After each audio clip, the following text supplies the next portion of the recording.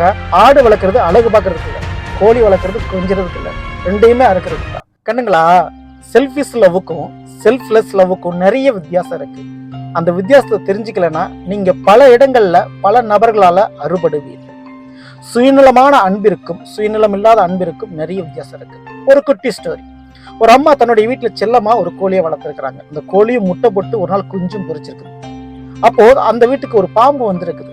அப்ப அந்த பாம்பை அடிச்சு தூக்கி வெளியே போட்டுறாங்க. அப்ப அந்த கோழிக்கு ரொம்ப சந்தோஷம், தன்னுடைய குஞ்சுகள் மேல அந்த அம்மாக்கு எவ்வளவு பெரிய பாசம் அப்படின்னு.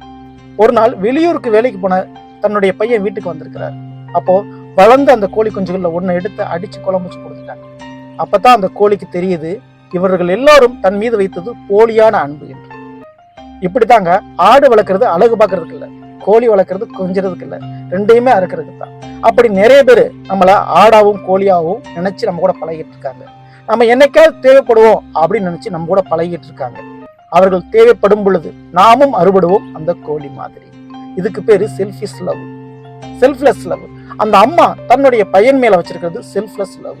எந்த விதமான எதிர்பார்ப்பும் இல்லாம அந்த பையன் பணம் கொடுப்பான், திருப்பி நம்மளை பார்த்துக்குவான் அப்படின்ற எந்த விதமான எதிர்பார்ப்பும் இல்லாம செலுத்தக்கூடதான் செல்ஃப்லெஸ் லவ்.